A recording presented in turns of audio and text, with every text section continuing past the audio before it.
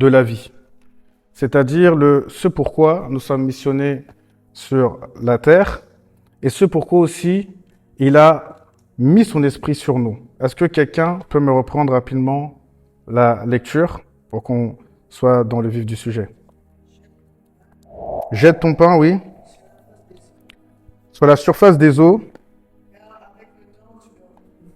car avec le temps tu le retrouveras. Donne une part à 7 et même à 8, car tu ne sais pas quel malheur peut arriver sur la terre. Les nuages se couvraient de pluie, Oui, la répandent sur la terre. oui, Et si un arbre tombe, oui, au midi ou au nord, oui. il reste à la place où il est tombé. Ok, merci maman. L'Éternel nous dit dans sa parole, jette ton pain à la surface des eaux, car avec le temps, tu le retrouveras. Donne-en une part, donne-en à 7, même à 8, car tu ne sais pas quel malheur peut arriver sur la terre. Qu'est-ce que cela veut dire? Qu'est-ce que l'Éternel veut nous enseigner en ce jour? Mes bien-aimés, l'Éternel veut tout simplement nous faire comprendre que il ne sert à rien de s'attacher aux choses de ce monde. Jette ton pain à la surface des eaux, car avec le temps, tu le retrouveras. Cela veut tout simplement nous dire que... Oui, maman? Hein? Faut appuyer sur REC. Le rouge. Normalement, c'est bon. Hein? Il y a le cadran rouge? C'est le cadran rouge, c'est bon. Les aléas du direct. Ok. Donc, jette ton pain à la surface des eaux, car avec le temps, tu le retrouveras. Qu'est-ce que cela nous enseigne? Ça veut tout simplement nous dire, l'Éternel veut nous faire comprendre que s'attacher aux choses de ce monde sont des choses qui sont totalement vaines. Et beaucoup se perdent dans leur chemin, dans leur destinée, parce que les choses de ce monde, nous sommes trop attachés aux choses de ce monde. Quand la parole nous dit « jette ton pain », le mot est fort, parce que le pain représente déjà tout simplement la denrée, c'est ce qu'on mange, mais le pain aussi est le corps du Christ. On est d'accord là-dessus? À la surface des eaux. Pourquoi à la surface des eaux?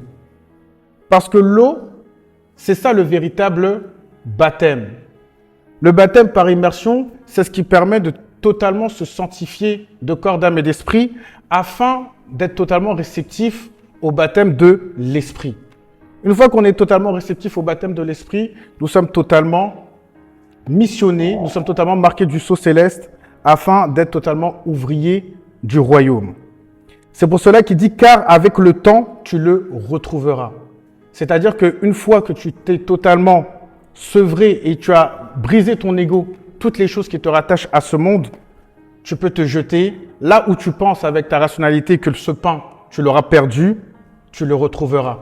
Car si tu marches avec le Christ, si tu te sacrifies au nom du Christ, si toutes les choses qui te rattachent à ce monde, tu sais où les placer et tu sais que quelle est la priorité de ta vie, c'est-à-dire travailler au nom du Christ, ramener les captifs au-devant de la lumière de Dieu, à ce moment-là, ta nourriture sera éternelle.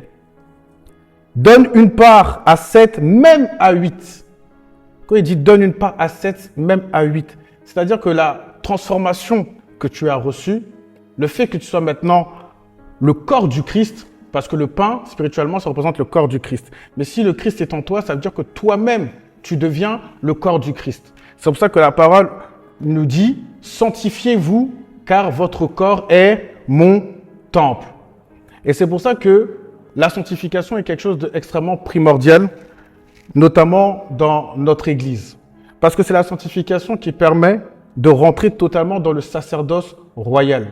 Ce n'est pas tout le monde qui est appelé à exercer le sacerdoce royal. Le sacerdoce royal, il est donné seulement aux sacrificateurs. Et à partir du moment où tu rentres dans une haute sanctification, tu es touché par un esprit qui fait de toi le fruit de la sacrificature. Qu'est-ce que c'est un sacrificateur? Le sacrificateur, c'est celui qui est semblable à Jésus-Christ. Le sacrificateur, comme son nom l'indique, c'est celui qui se sacrifie pour les autres. C'est pour cela la parole dit « donne à 7, même à 8 ». C'est-à-dire donne ton corps, donne ta nourriture, donne cette lumière qui est en toi, transmets-la à 7, même à 8. Pourquoi 7? Parce que 7 représente tout simplement la perfection de Dieu.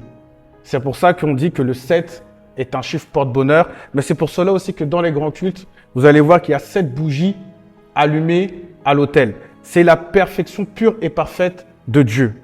Même à 8. Et pourquoi 8? Parce que le 8, c'est tout simplement la renaissance. Donc, lorsque l'Éternel veut totalement t'utiliser, il faut totalement que tu te dépouilles du vieil homme qui est sur toi. Et ça nous ramène, à une parole que le Christ avait donnée à Nicodème. Lorsque Nicodème est allé voir Jésus, il lui a dit, mais Seigneur, que faut-il faire pour véritablement te suivre? Parce que la manière dont tu parles, vous savez que le Christ parlait en parabole, la manière dont tu parles, on ne comprend pas. Donc, qu'est-ce qu'il faut faire pour véritablement atteindre ce royaume? Qu'est-ce qu'il faut faire pour véritablement atteindre ce bonheur? Quelle coche nous avons loupé? Sachant que Nicodème était un grand homme de Dieu. C'est-à-dire qu'à l'époque, c'était quelqu'un qui siégeait au Sanhédrin. Le Sanhédrin, c'est là où était l'autorité spirituelle et légale en Israël. Et donc, Nicodème, étant poussé par l'Esprit, est allé voir Jésus. Et Jésus lui a dit, mais tu dois renaître de nouveau. Nicodème n'a pas compris sur le moment. Il a dit, mais Seigneur, comment peut-on renaître de nouveau? Le fait de renaître de nouveau, ce n'est pas seulement faire le baptême et ensuite se prétendre chrétien. Le fait de renaître de nouveau, c'est tuer son soi. Et tuer son soi, ça passe par des étapes. Parce que vous savez que notre corps charnel, il est doté d'une fréquence vibratoire. Ça veut dire que lorsque vous rentrez dans une pièce, lorsque vous allez à l'église, lorsque vous allez au travail, lorsque vous êtes dans votre famille, lorsque vous êtes dans une assemblée, votre corps rejette une fréquence vibratoire.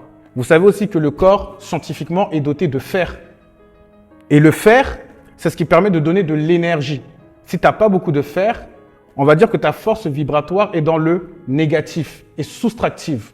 Et dans ce cas-là, tu manques d'énergie, tu manques de force spirituelle.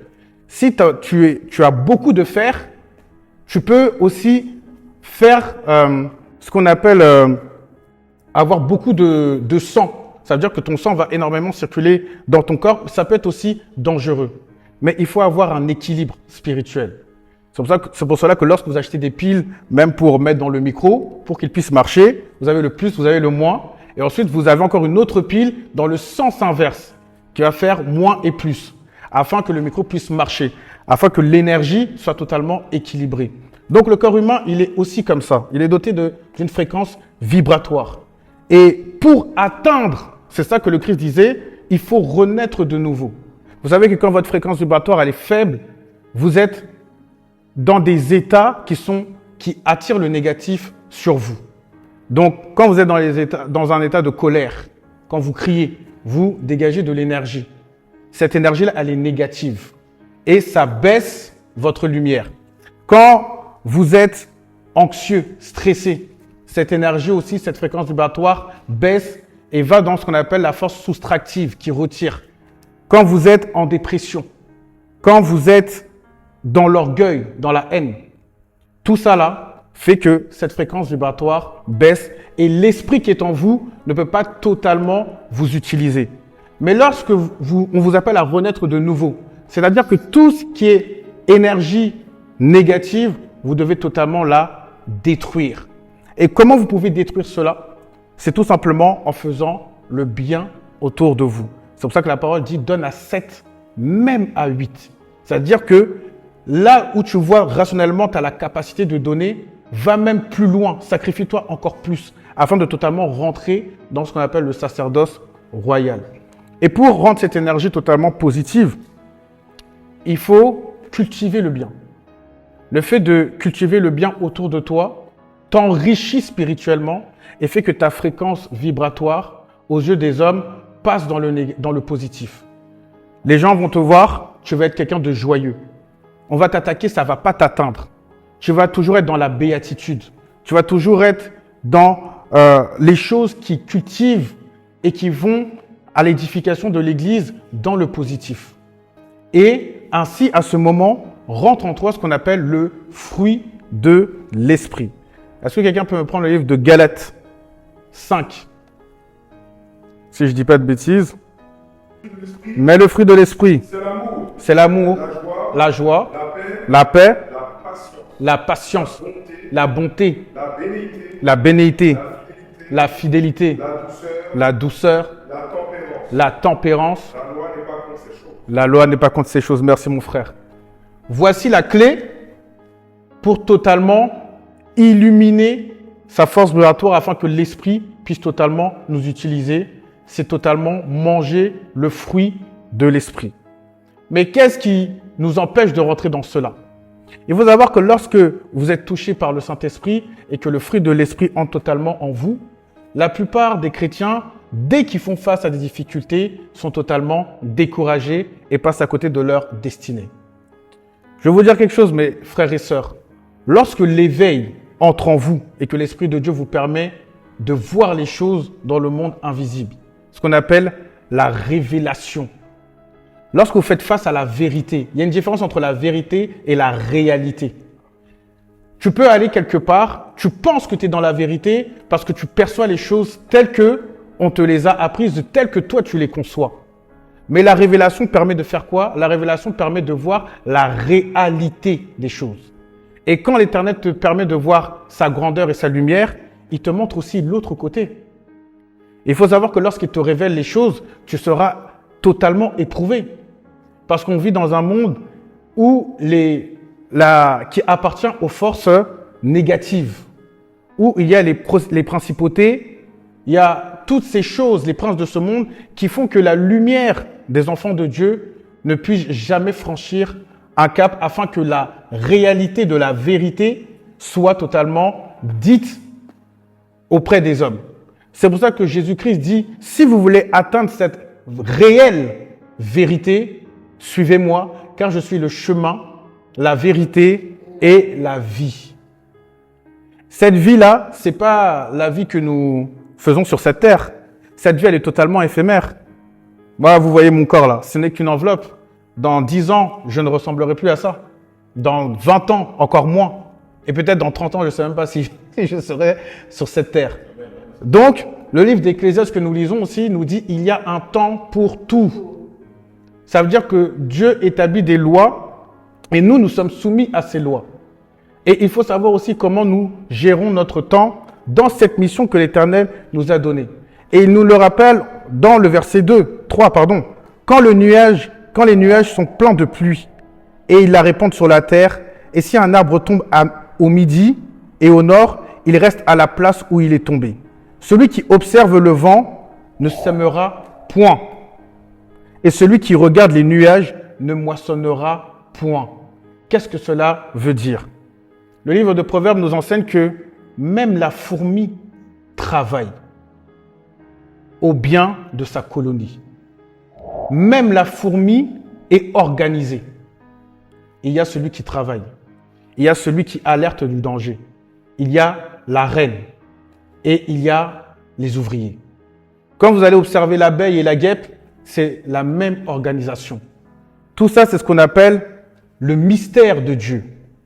Mais celui qui passe son temps à observer le vent, celui qui passe son temps à regarder les nuages, celui-ci, la parole nous dit, ne moissonnera pas.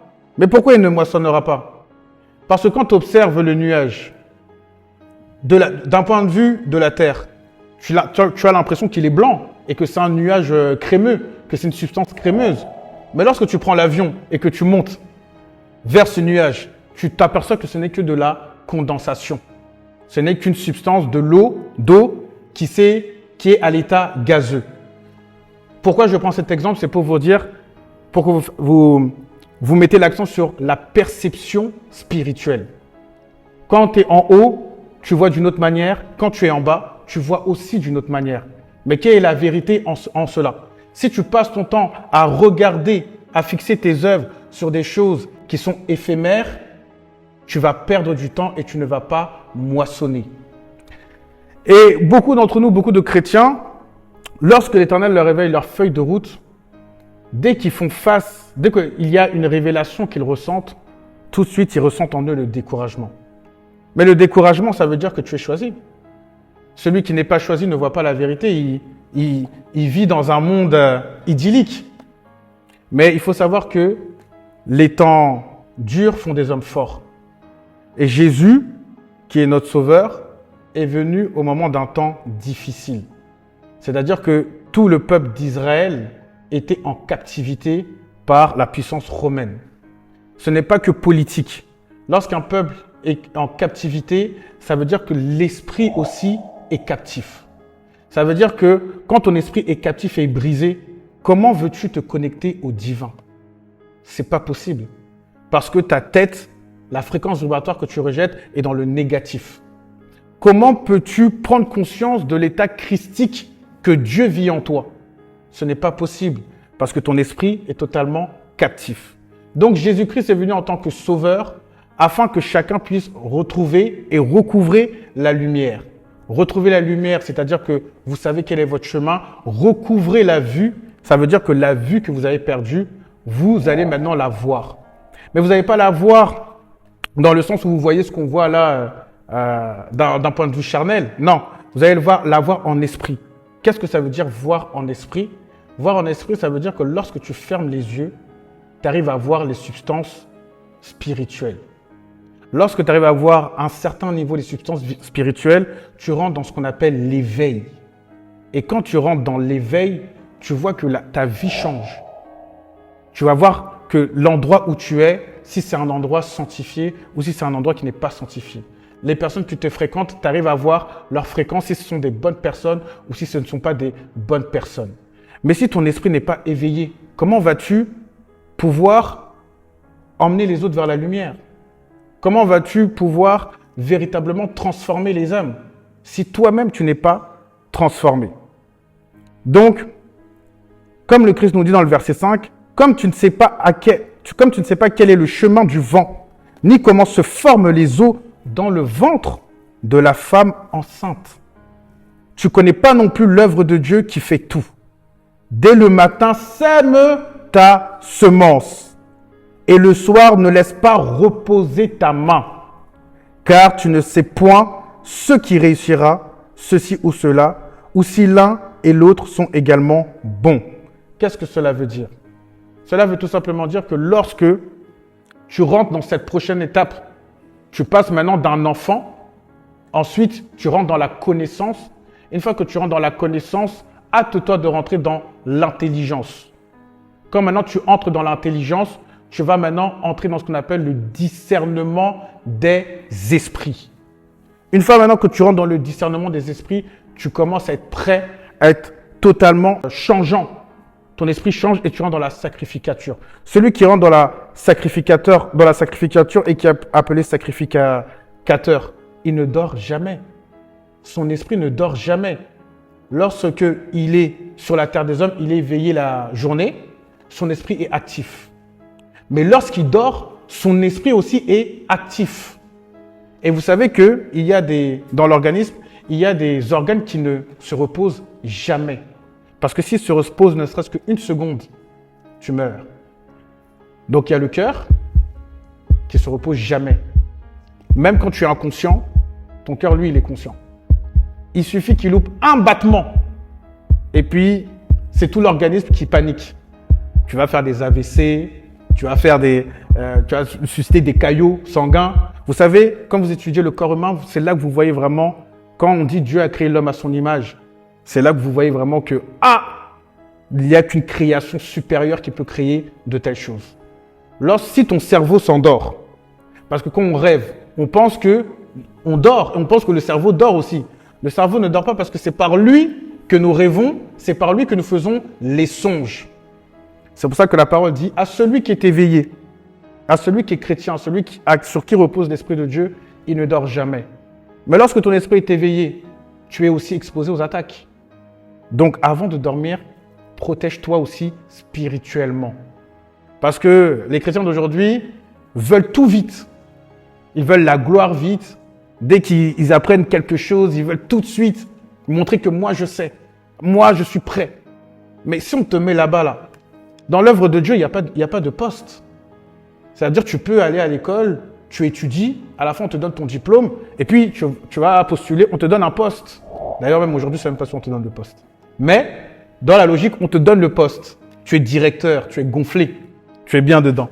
Mais dans l'œuvre de Dieu, il n'y a pas de poste. Dans l'œuvre de Dieu, tu es choisi. Et si tu penses pourvoir au poste, si tu t'assois là, des fois tu peux mourir. Des fois tu peux mourir. C'est-à-dire que là, si tu vas même, que ce soit même le pape chez les catholiques, tu te dis, mais moi je peux faire mieux que le pape. Ah bon? Va alors. Est-ce que tu vas tenir un jour? Moi je peux faire mieux que le révérend Michael Obochoboalé. Va t'asseoir là-bas. Ah non, seulement. Moi je peux faire mieux que le chargé. On te donne la charge. Il y en a qui ne tiennent même pas 3 mois. Donc, c'est une réelle transformation, c'est un réel éveil qu'il faut avoir. Et quand Dieu te confie le peuple de Dieu, il ne faut pas penser que tu es au-dessus des autres. C'est là où notre Sauveur Jésus-Christ était totalement éveillé et nous a vraiment transformés de cœur, d'âme et d'esprit. Il ne faut pas te penser au-dessus des autres. Quand l'Éternel te confie son peuple, c'est toi qui es le premier serviteur. Parce que le peuple là, en fait, il ne t'appartient pas. Le peuple là, c'est le peuple de Dieu. Toi, tu es seulement un outil qui permet de ramener le peuple de Dieu vers le salut. Mais ce n'est pas ton peuple. Donc, quand tu ne passes pas par l'éveil et qu'on te donne une grande responsabilité spirituelle, parce que tu penses que sur la terre des hommes, tu es quelqu'un, tu peux emmener le peuple de Dieu vers le détourner. Et ça, c'est un grand péché. Il y en a beaucoup qui l'ont fait dans la parole, notamment Saül, notamment Roboam. Et l'Éternel a toujours envoyé des hommes pour contrecarrer cela. Donc, dans le cas de Saül, il y a eu David. Dans le cas de Roboam, il y a eu Gédéon.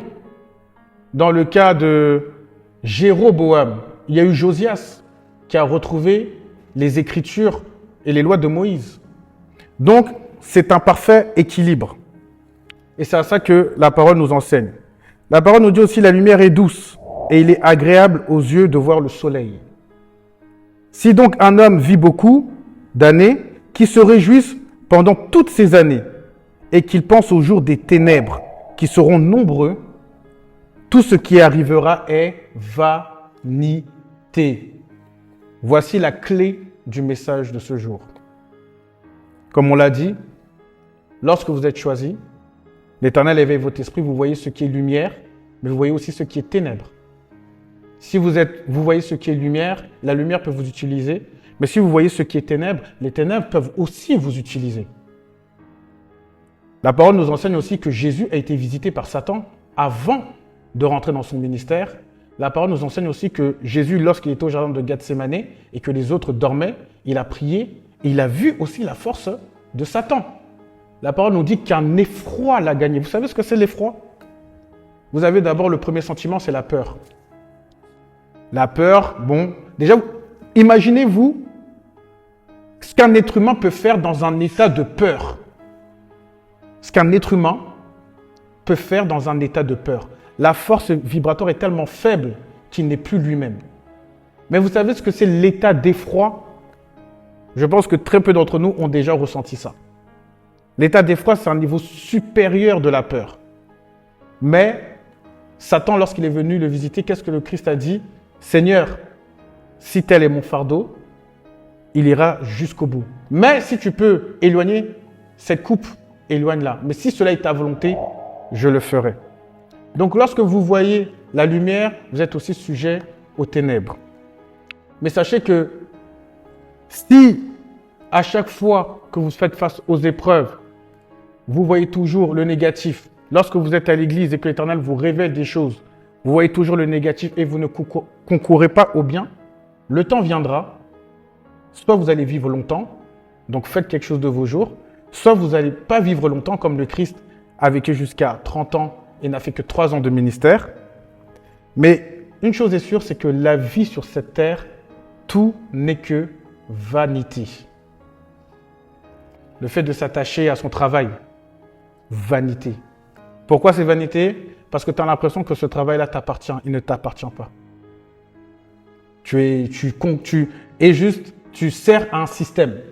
Mais ce travail ne t'appartient pas. Ta maison, tu t'attaches à ta maison. Ta maison ne t'appartient pas.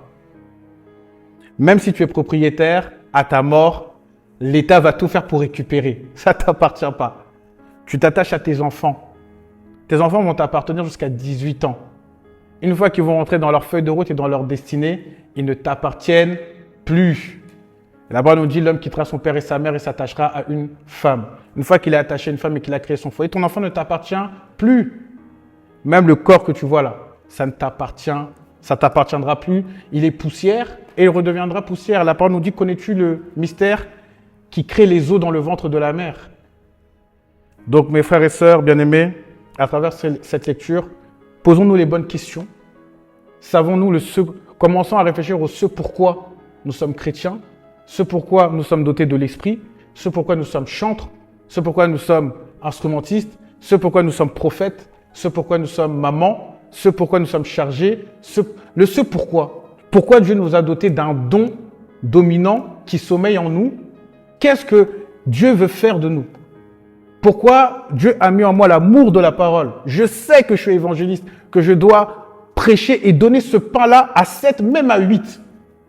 Mais je regarde les nuages passer, comme nous dit la parole. Je regarde le vent passer. Pourquoi Dieu m'a donné ce don de prédication? Pourquoi Dieu t'a donné ce don de prédication? Toi qui chantes, pourquoi Dieu t'a donné ce don-là? Et il faut savoir où le placer. Vous savez, mes bien-aimés, je ne vais pas être trop long. On va terminer là. Le don, c'est le don. C'est-à-dire que si tu es un bon pianiste, tu peux faire le choix d'aller jouer pour le monde. Il y en a qui le font. J'en connais même. Ils vont jouer pour le monde. Et il y en a qui se disent, ce don-là, je vais le consacrer à Dieu. Parce que je ne suis pas allé à l'école pour apprendre. J'apprends par l'esprit. Il y en a beaucoup d'entre nous qui ont des talents. Ils écoutent juste un peu et puis ils arrivent à reproduire. Il y en a, ils ne lisent même pas la Bible. Dès qu'ils montent au prêchoir, l'esprit agit et puis ils transforment. Il y en a, dès qu'ils prient, ils ont le don d'intercession. Ils font descendre l'esprit. Ils n'ont même pas besoin de faire grand-chose. C'est ce qu'on appelle le don de dominance. Tout dépend de ce que tu en fais. Si tu veux le donner au monde, tu peux aller le donner au monde et puis tu seras un grand conférencier. Mais spirituellement, tu es en train de regarder les nuages passer. Maintenant, si tu mets ce don-là, tu le mets au service de Dieu, l'Éternel te donnera davantage et ça nous ramène au premier verset qui dit « Jette ton pain à la surface des eaux, car avec le temps, tu le retrouveras. » Que Dieu nous bénisse. Espérons que cette parole nous a édifiés.